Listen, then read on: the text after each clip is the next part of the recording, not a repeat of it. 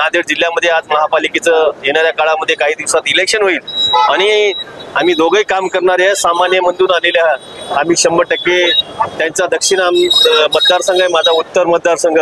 आम्ही दोघांनी ठरले की जास्तीत जास्त आम्हाला दोघांनाही नगरसेवक निवडून आणायची आणि 100% या निमित्ताने सांगतो।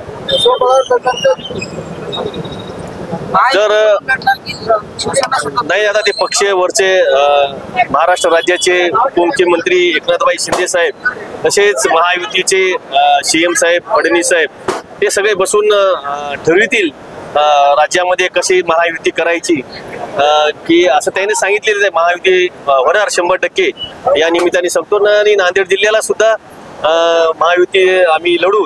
जर आम्हाला चांगलं हे दिलं तर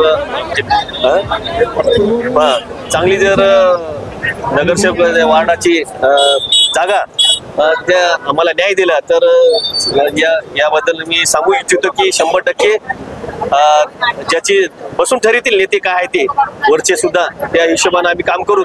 आणि जसं त्याने म्हणलं तसं महायुतीमध्ये सोडबळ आम्ही सगळे तयार आहे।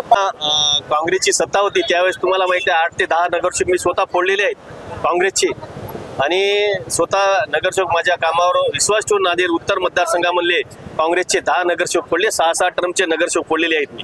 त्याच्यामुळं एकनाथभाई शिंदे साहेबांना माहित आहे आणि येणाऱ्या काळामध्ये आपल्याला आता सध्या तर 7 नगरसेवक आहेत फोडलेले आणि बाकी आमचे इतर काही नगरसेवक माजी नगरसेवक आहेत। त्याप्रमाणे आपण जास्तीत जास्त या नांदेड उत्तर मतदारसंघामध्ये आपल्याला नगरसेवक आणायचे। नांदेड उत्तर महापालिकेवर आपल्याला भगवा फडवायचा दक्षिणेवर आणि जे ठरवतील आणि पक्ष आदेश देईल ते आम्ही ते पाडू।